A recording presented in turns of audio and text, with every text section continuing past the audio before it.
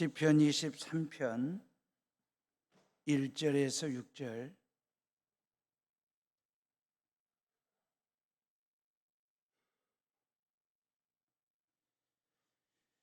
찾았으면 저랑 같이 읽습니다. 여호와는 나의 목자시니 내게 부족함이 없으리로다. 그가 나를 푸른 풀밭에 누이시며 쉴 만한 물가로 인도하시는도다. 내 영혼을 소생시키시고 자기 이름을 위하여 의의 길로 인도하시는도다. 내가 사망의 음침한 골짜기로 다닐지라도 해를 두려워하지 않을 것은 주께서 나와 함께 하심이라. 주의 지팡이와 막대기가 나를 안위하시나이다. 주께서 내 원수의 목전에서 내게 상을 차려주시고 기름을 내 머리에 부으셨으니 내 잔이 넘치나이다. 내 평생의 선하심과 인자하심이 반드시 나를 따르리니 내가 여호와의 집에 영원히 살리로다. 아멘. 시편 23편은 다윗의 삶과 신앙을 녹아낸 시입니다. 신앙 전체를 녹아낸 시. 한약을 다리듯이 삶과 신앙을 다리고 다린 시라고 할까?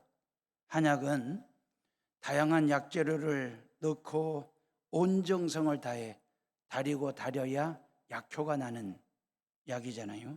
환자의 증상과 그리고 체질에 맞는 한약재를 처방하여 잘 다리고 다려서 복용을 하면 보약 중에 보약이 됩니다.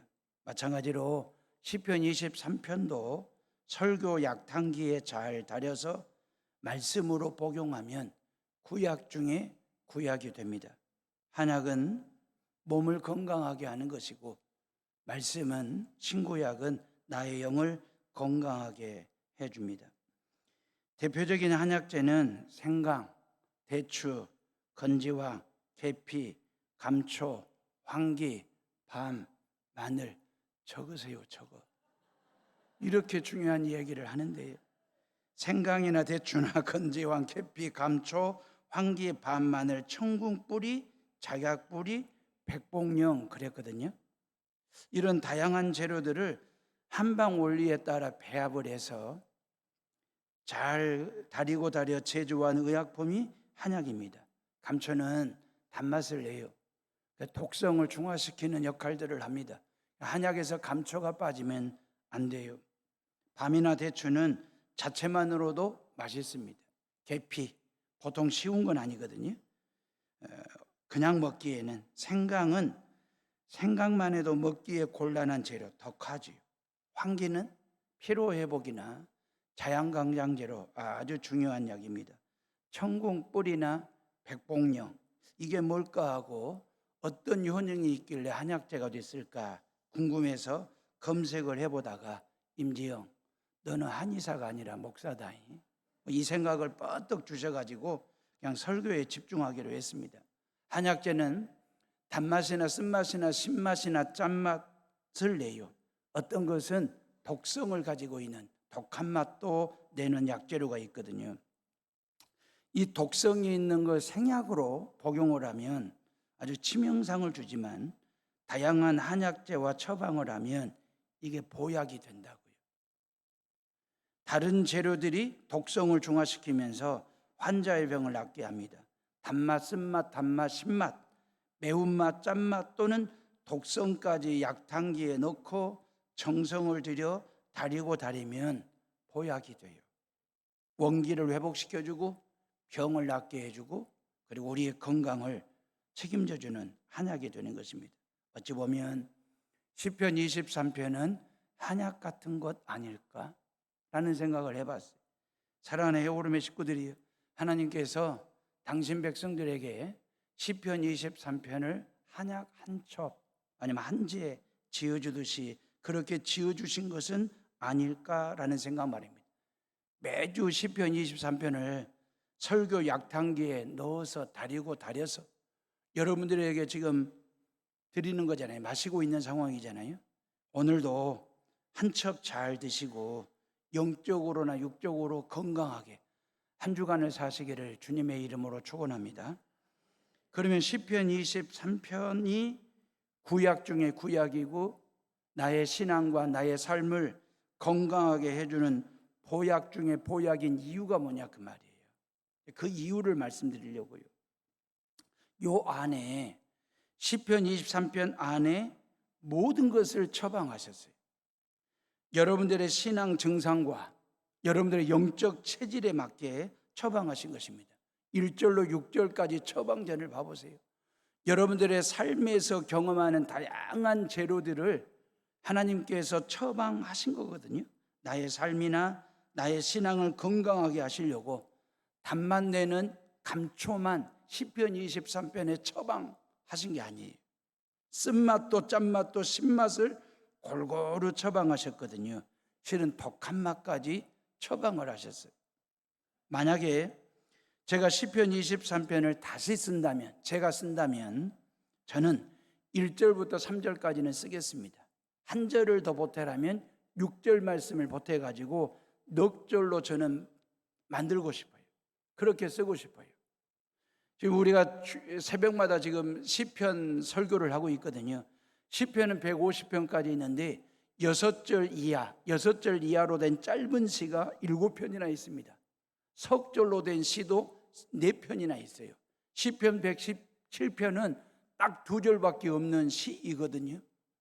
시편 23편도 그냥 넉 절로 줄이면 그 말이에요. 정말 단내가 나는 시가 될 텐데 1절에 여호와는 나의 목자시니 내게 부족함이 없으리로도 얼마나 우리로 힘을 불끈 쏟게 하는 말씀입니까? 2절 그가 나를 푸른 풀밭에 누이시며 쉴만한 물가로 인도하시는도다. 이 얼마나 환기처럼 말입니다. 자연강장제 피로회복에 주는 그런 말씀이냐 그 말이에요. 3절에 내 영혼을 소생시키시고 자기 이름을 위하여 의의 길로 우리를 인도하시는도다. 얼마나 감초처럼 달고 다냐 그 말이에요.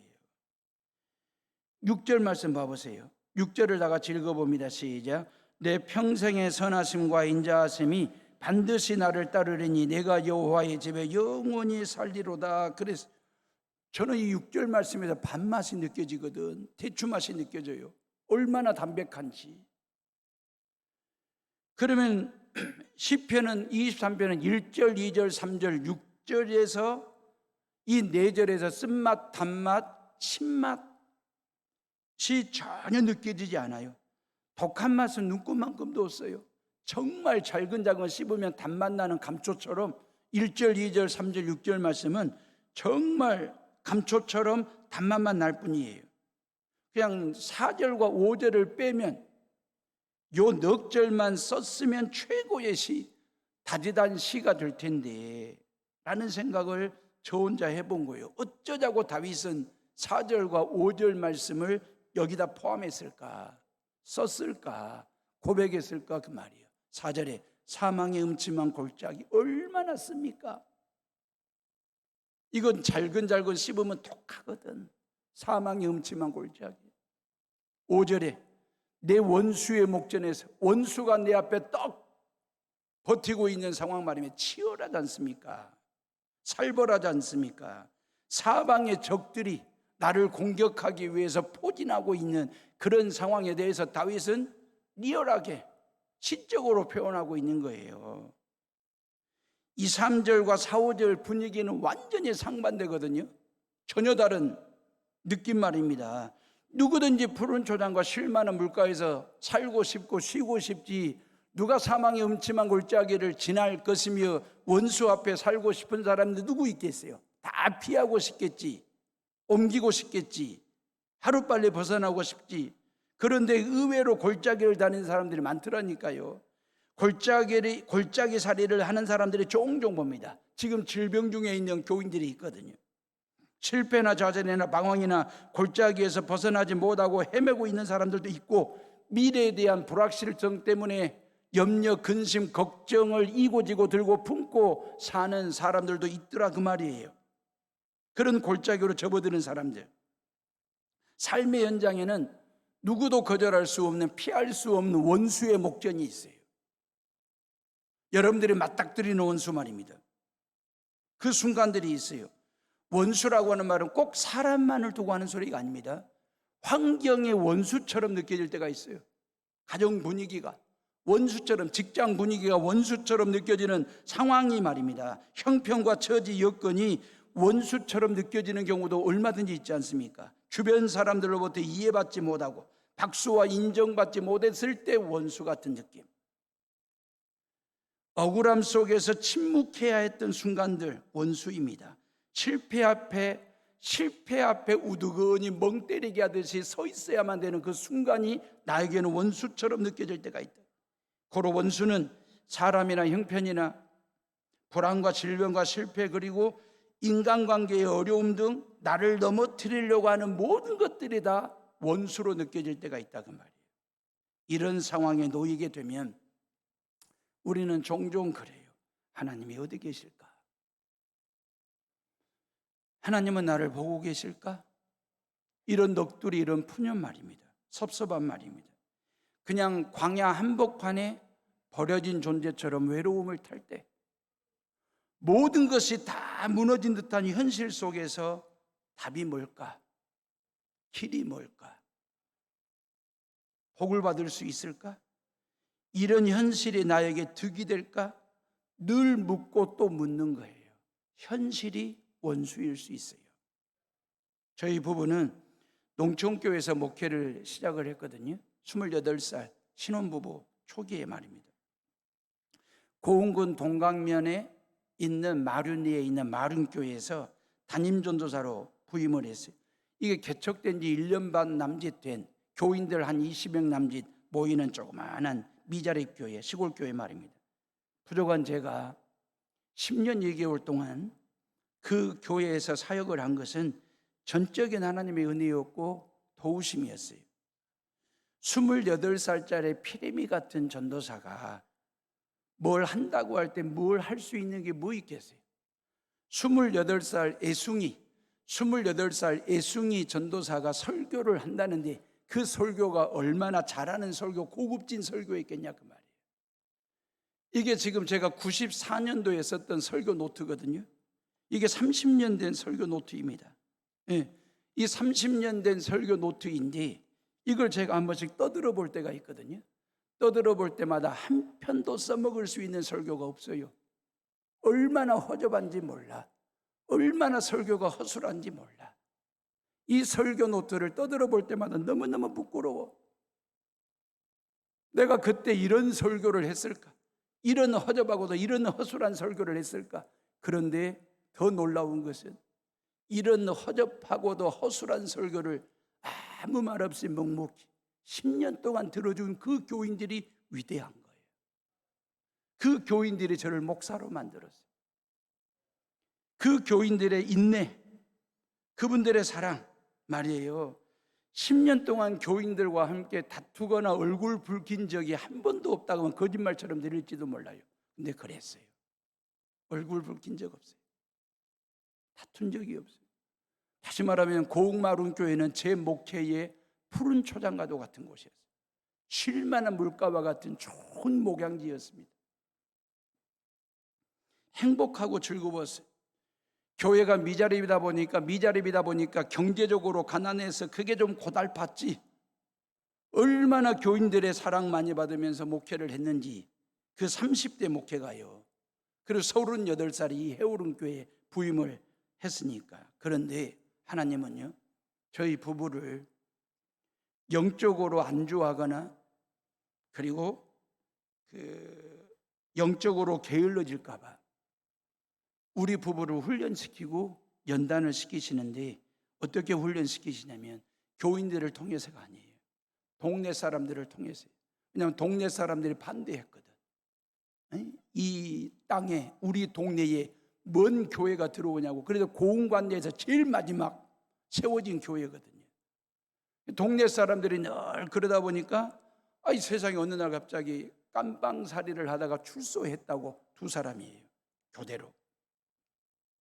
자기가 옥살이 알고 있을 때 자기와 허락 없이 교회를 지었다고 찾아와가지고 얼마나 심한 해코지를 하는지 새벽 1시 2시에 사택으로 전화해가지고 신나 사들고 교회에 불 지르러 가겠다고 술이 취해가지고 그러면 두 아들들 갓난 애들 똘똘똘 이불로 말아가지고 동네로 들어가 숨고, 불을 지르는지 안 지르는지 숨어서 살피고, 험하게 생긴 사람들이 교회 찾아와서 생활비 내놓으라고, 교통비 달라고 칼을 들이대고, 교회 종탑 십자가가 자기 미니도마다 하우스 쪽으로 십자가가 이렇게 그늘지면 오후 4시 되면 그늘지고 십자가가 드리워진다고, 우리 도마도 농사 망친다고, 똥 쪽박으로 똥 찌끄러 버리겠다고 찾아와서 하우스 올 때마다 전도사 나와 불러내가지고 타박하고 면박하고, 원수가 따로 없었어요. 사망의 음침한 골짜기 같은 상황이 따로 없었어요. 하나님은 철저하게 저희 부부를 훈련시키고 연단을 시키셨어요. 만약에 그 고흥 마룬교회가 사망의 음침한 골짜기 같고 원수 같은 사람들 때문에 도저히 여기서 목회를 못하겠다고 제가 교회를 옮겨 다녔다면 10년 동안 3개 내지 4개, 5개 교회를 전전긍긍하며 돌아다녔겠지요. 그런 때일수록 그 사망의 음침한 골짜기 속에서 하나님 앞에 엎드려 기도하고,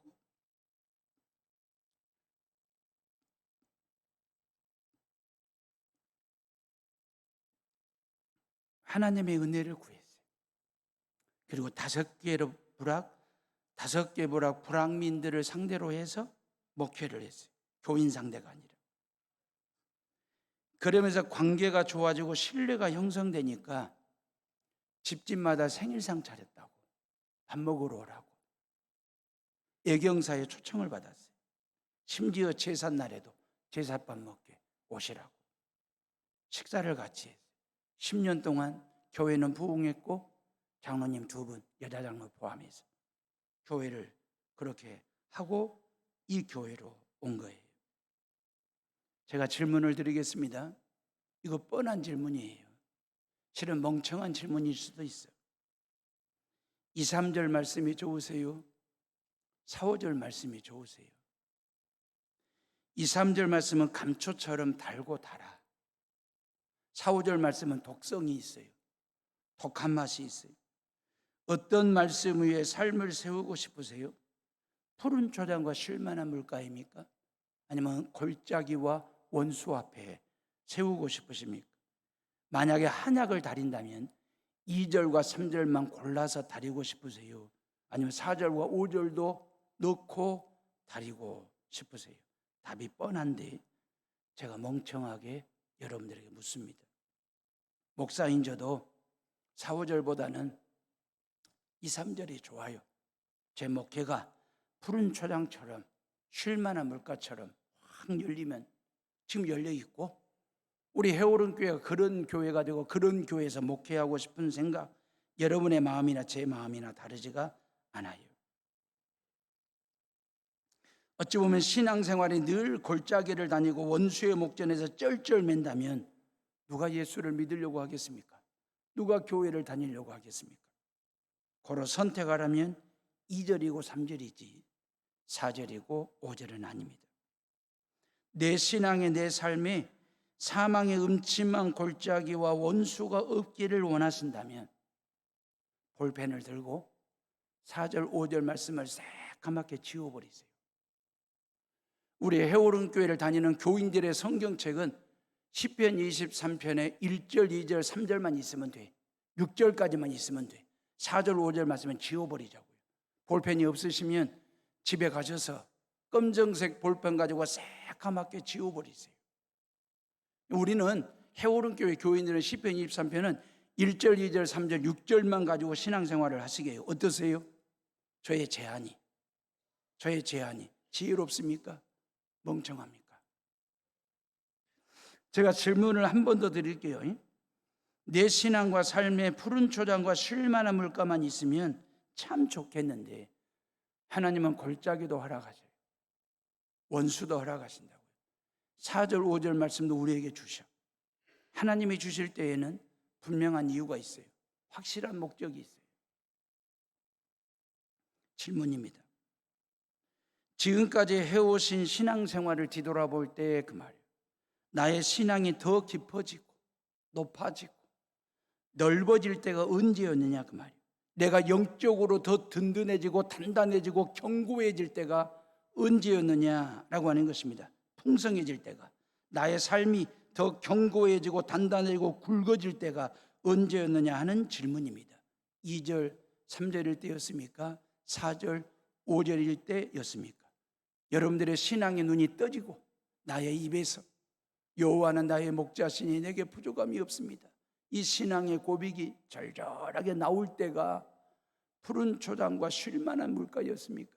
아니면 사망의 음침한 골짜기나 원수 앞에서였느냐라고 하는 질문입니다. 4절 말씀을 다시 한번 봐보실래요? 다 같이 4절을 읽어봅니다. 시작. 내가 사망의 음침한 골짜기로 다닐지라도 해를 두려워하지 않을 것은 주께서 나와 함께 하심이라. 주의 지팡이와 막대기가 나를 안위하시나이다. 그래서요 5절도 다시 이어서 봅니다. 시작. 주께서 내 원수의 목전에서 내게 상을 차려주시고 기름을 내 머리에 부으셨으니 내 잔이 넘치나이다. 그래서 반복되는 고백이 나옵니다. 주께서 그랬어요. 내가 캄캄한 골짜기를 가야 할지라도 잘못될까 두려워하지 않는 이유는 그 말이에요. 주께서 나와 함께 하시고 주님의 막대기와 주님의 지팡이가 나를 보호하시기 때문이라고 고백을 하고 있잖아요. 사망의 음침한 골짜기에서 주께서 그 말, 주님 그 말, 주여 그 말, 부르짖는 신앙을 경험을 했어요. 여호와 하나님이 나의 주인 되시고 나의 왕 되시고 나의 목자 되심을 좀 더 구체적이고 더 디테일하게 어디서 경험했냐면 사망의 음침한 골짜기에서 경험하면서 주여 하고 외친 거예요. 5절 말씀에 주께서 나의 수많은 적들 맞은편에 잔치상을 차려주시고 내 머리에 주께서 기름을 부어주시고 내 잔을 넘치게 하셨다라고 그랬는데, 내 목숨을 노리는 원수 앞에서 주께서 다윗 편에 서서 밥상을 차려주시는 하나님을 깊이 체험한 거예요. 잔치상을 차려주시는 하나님을 경험한 것입니다. 원수 같은 그 사람, 원수 같은 그 상황, 그 분위기, 주변 사람들로부터 이해와 칭찬받지 못해 서럽고 섭섭할 때 억울함 속에 침묵했던 그 순간에 주님 말이에요. 주야, 이걸 했더니 여호와 하나님이 내 편에 서서 내게 상을 차려주시더라. 사랑하는 애오름의 식구들이 1절에서 3절까지는 주께서라고 하는 고백이 없습니다. 주여라는 부르짖음이 없어요. 2절에 그랬잖아요. 그가 나를 푸른 풀밭에 누이시며 쉴만한 물가로 그가 인도하시는데도 그랬어요. 그가 그랬어요. 하나님은 그분이었어요. 3인칭 존칭을 썼잖아요. 하나님은 그이십니다. 하나님은 그분과 나 사이에 그 말입니다. 뭔가가 좀 거리감이 있는 그런 느낌 말입니다. 하나님을 그분, 그가 하신 일, 이 고백이거든요. 뭔가 이렇게 끈적거리는 친밀함이 없어요. 쫀득쫀득한 맛이 없어. 하나님과 나 사이에 아직은 가까이 하기에는 너무 먼 당신처럼 느껴지는 그 하나님에 대해서 1절, 2절, 3절에 그가 그랬어요. 그분 그랬어요. 내가 부족함과 모자람이 느끼지 않을 때 하나님은 그분 정도였습니다. 내 영혼을 소생시키는 그 순간에 하나님은 그이셨습니다.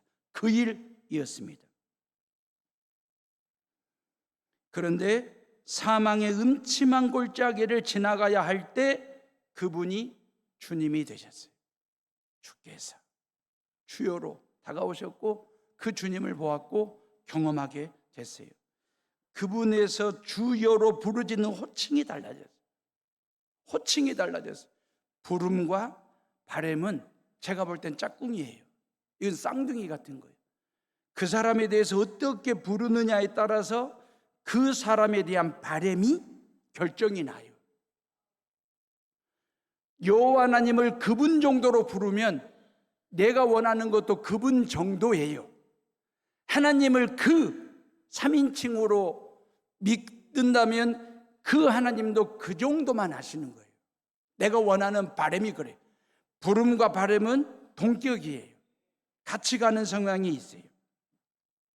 근데 그 하나님을 향하여 그분이 아니라 주님, 주여 그렇게 부를 때에 주님이 내 인생에 되어주시고 그 하나님은 나에게 주님으로 목자로 내게 다가오셔서 이 간절한 부름과 바람이 곁들여지는 신앙이 되는 거예요.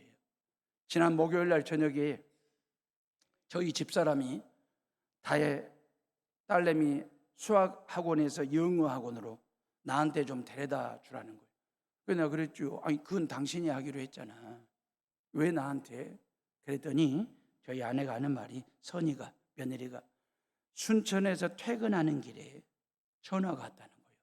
어머니가 해주시는 김치볶음밥 먹고 싶다고.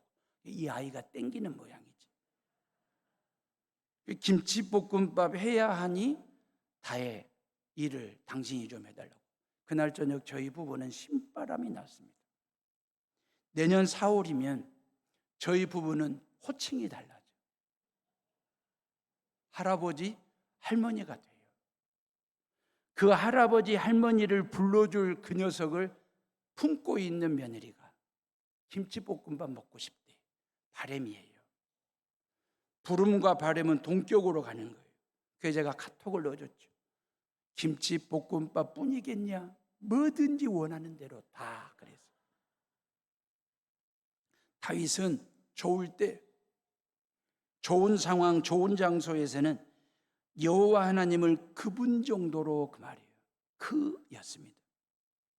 푸른 풀밭과 쉴만한 물가에서는 그분 정도였어요. 내 영혼을 소생시키시는 그 일은 그분이 하시는 그 일 정도였어요.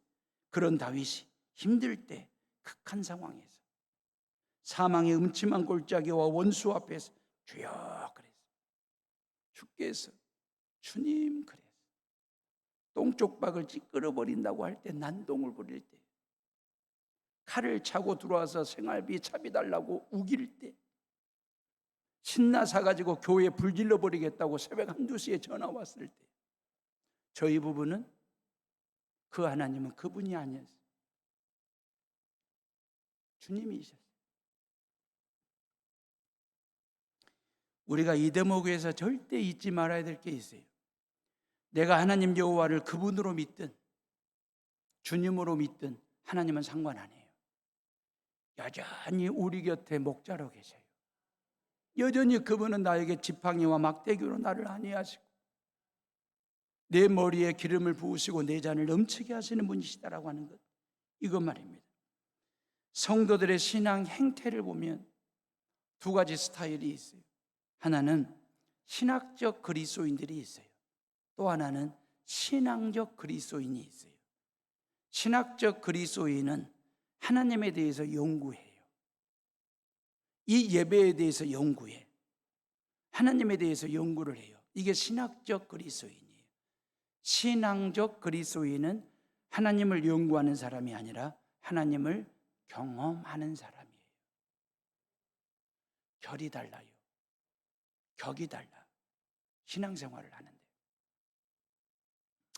신학적 그리스도인들도 필요해요. 근데 신학적 그리스도인에서 머물러 있으면 안 돼요. 신앙적 그리스도인은 늘 경험하고 체험해야 돼요. 여러분들의 일상생활 속에서 나를 예의주시하고 나에게서 시선을 한 번도 떼지 아니하시고 내가 하는 모든 일에 간섭하시고 개입하시고 관여하시는 그 하나님의 놀라운 성격을 일상생활 속에서 경험하고 또 경험할 때에 그 말이에요. 하나님은 그분이 아니라 주님, 주여가 되는 거예요. 그래서 우리가 늘 입에서 그런 거 있잖아요. 마음속으로 되뇌이든지 입을 열어 되뇌이든지 주여, 주여, 주여. 순간순간. 신학적 그리스도인들은 나여, 나여, 나여 그러거든. 신앙적 그리스도인들은 경험을 했기 때문에 주여, 주여, 주여, 주여 그래요. 인칭이 바뀌어야 돼. 나여, 나여, 나여. 이 신앙이 아니라 주여 주여 주여 주여 이 신앙으로. 음식을 연구하는 사람과 음식을 먹는 사람은 다 필요합니다. 음식을 연구하는 사람들은 다양한 식재료를 가지고 국민들의 건강을 위해서 다양한 레시피를 만들어내는 사람들, 이 연구하는 사람들이에요. 근데 연구하는 사람들이 학문적으로만 음식을 연구하고 있으면 진짜 국민의 입맛에 맞는 건강에 좋은 레시피를 못 만들어내요. 음식 연구하는 사람들도 먹어봐야 돼.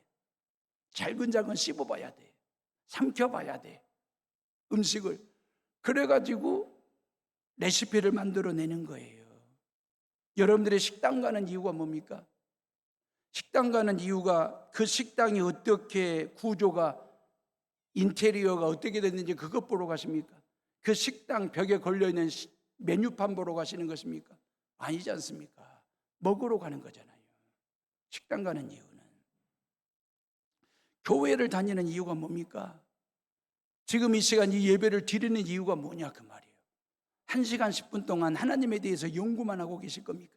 저 임지영 목사가 설교를 어떻게 하는지 설교학적으로 연구만 하시다가 가실 것입니까? 경험하고 가셔야지. 하나님의 임재를 경험하고 나와 함께 동행하시는 그 하나님을 경험하고 또 경험하고 성전을 떠나셔야지. 신앙적 그리스도인으로 말이에요. 시편 23편은 일종의 주관적이고도 신학적인 고백으로 시작을 해요. 여호와는 나의 목자시니 하나님이 나를 푸른 초장과 쉴만한 물가로 내 영혼을 소생시키시고, 그러니까 하나님과 나 자신과의 관계에 대한 신학적 탐구로 시작이 됩니다. 1절, 2절, 3절이 나의 목자 내게 그가 나를 내 영혼을 1인칭이에요. 다 자기중심적이에요. 그러다가 4절과 5절에 와서 신앙의 클라이막스, 최고의 절정에 오르게 됩니다. 사망의 음침한 골짜기에서 주께서 그 말이에요. 나를 지팡이와 막대기로 원수의 목전에서 주님께서 주께서 그 말이에요. 내 머리에 기름을 부으시고 내 잔을 넘치게 하시는 놀라운 하나님의 그 은혜를 어디서 경험하는 거예요? 어디서 신앙하는 거예요? 골짜기와 원수 앞에서. 사랑하는 에어오름의 식구들이 상이 차려진 장소가 어딘지 아시겠죠? 상 차려진 장소는 푸른 풀밭도 아니고 안전이 보장된 쉴만한 물가가 아닙니다. 내 영혼이 소생되는 그 순간에 잔치상과 밥상이 차려지는 게 아니고 원수들이 지켜보는 한복판이에요. 한가운데예요. 전쟁이 끝나지 않았고 위험이 도사리고 있는 장소이고 시간입니다. 이거 도망치고 싶고 숨고 싶은 곳이거든. 고난의 한복판이고 질병의 침상입니다. 실패로 인한 무너짐의 현장이고 주변 사람들로부터 무시를 당하고 외면을 당하는 외로운 순간엔, 그 순간에 하나님이 원수의 목전에 잔치상을 차리시겠다는 거예요. 하나님은 하필이면 이런 원수 앞에 잔치상을 차리실까? 푸른 초장과 쉴만한 물가에 잔치상을 차려주시면 훨씬 더 뻔히 나고 폼도 나고 그럴 건데, 왜 하나님은 그런 상을 그런 곳에 차리실까 그 말이에요. 하나님에게는 환경이 중요한 게 아니에요. 공간이나 장소나 시간이, 상황이 중요한 게 아니에요. 나를 위한 하나님의 임재가 중요한 거예요. 나와 함께 동행하시는 그 하나님에 대해서 네가 인지하고 있느냐, 인식하고 있느냐, 인정하고 있느냐가 더 중요한 거예요. 방점은 거기에 있어요. 왜요? 하나님께서 모든 형편과 상황과 처지와 장소와 시간과 공간을 구분하지 않고 원수의 목전에서 잔치상을 차리시는 이유는 뭐냐면, 그 상황 앞에서도 내가 너와 함께하고 네 삶 가운데 임재하고 계시는 그 하나님의 임재와 그 존재, 그 동행하심을 네가 인정할 때 그 말입니다. 내가 너를 존귀한 자로 만들어줄게. 원수들 앞에서 내가 너를 존귀한 자로 만들어줄게. 하나님의 방점, 목적은 바로 거기에 있어요. 저와 여러분들을 존귀한 사람으로 만들기 위해서 때에 따라 내 앞에 원수를 갖다 놓을 때가 있어요. 때에 따라 나를 사망의 음침한 골짜기로 밀어넣을 때가 있어요. 언제? 나를 존귀한 자로 만들기 위해서.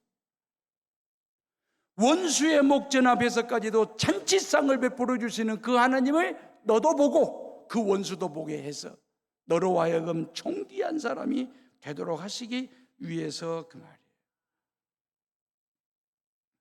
환경을 좋게 빚어서 나를 존귀하게 만드시는 분이 아니에요.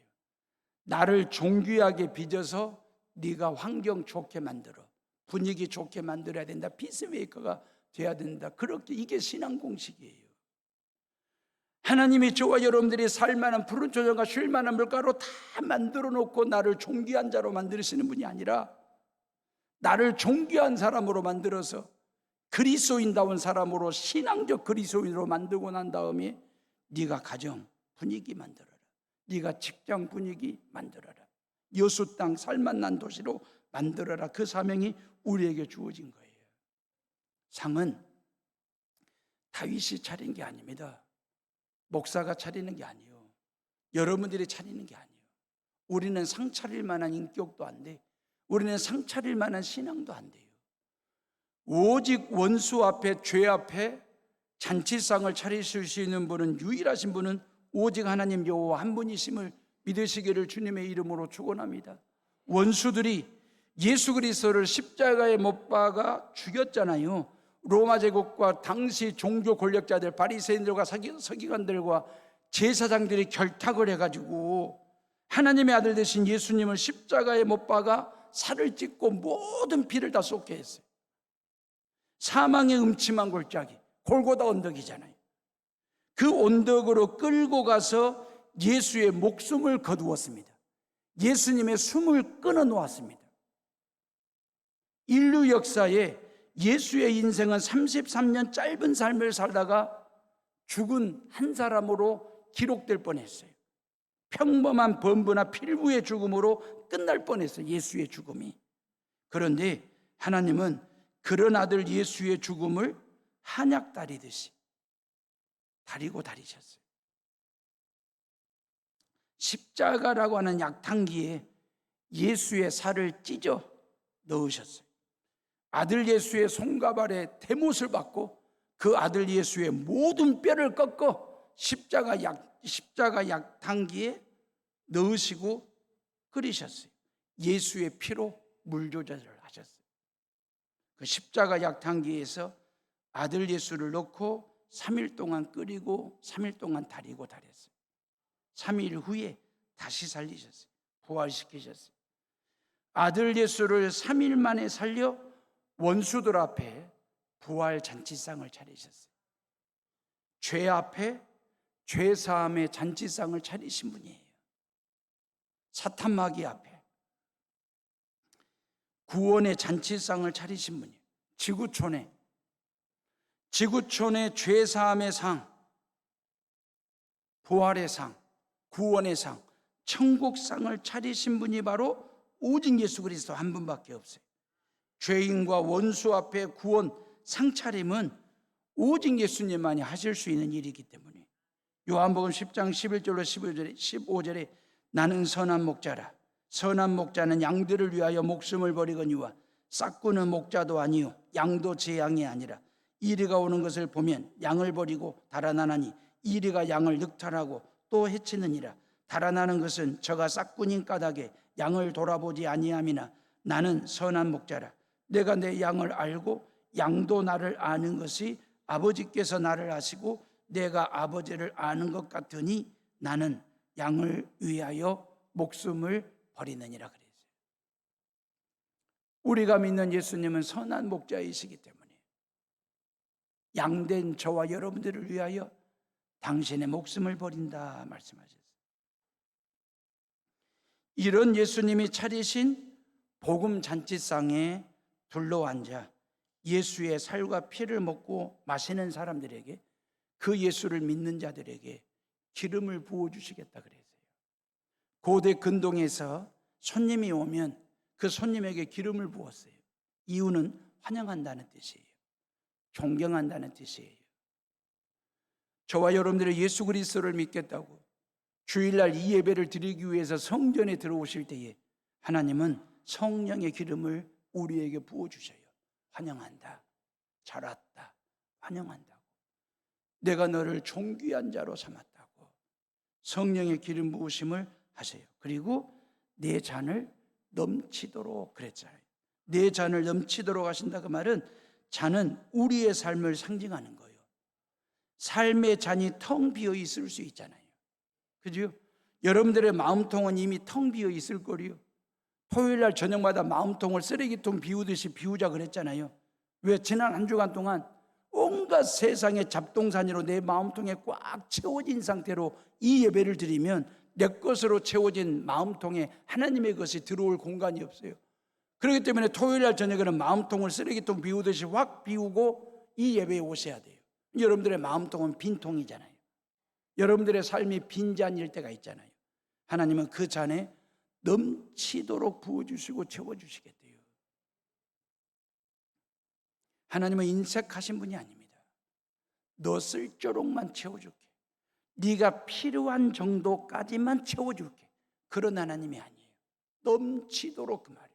내가 쓰고도 남을 만큼, 넘쳐 흘려보낼 만큼. 이유가 뭡니까? 왜 하나님께서 내 마음의 잔에, 내 삶의 잔에 넘치도록 부어주시고 당신의 말씀과 은혜와 기쁨과 평화와 축복과 사랑을 넘치도록 부어주시는 이유는 뭐냐면, 너를 통해서 네 주변에 있는 직장 동료들이, 네 이웃들이, 네 가족들이 너를 통해서 하나님의 사랑으로 적셔지기를 원하는, 흘려보내는 사람이 되라고 하나님께서 우리에게 넘치도록 부어주신다. 원수의 목전에서 잔치상만 받아도 감개무량할 일이에요. 그런데 나에게 기름을 부어주시고 내 잔이 넘치도록 부어주시고 채워주신다. 그 하나님이 얼마나 멋쟁인지, 넘치도록 부어주시는 그 하나님이 얼마나 멋진지 그 말이에요. 우리 앞뒤 좌우에 계신 분들과 서로 인사합시다. 하나님은 멋쟁이이십니다. 하나님은 넉넉하신 분이십니다. 네, 우리 기도하겠습니다.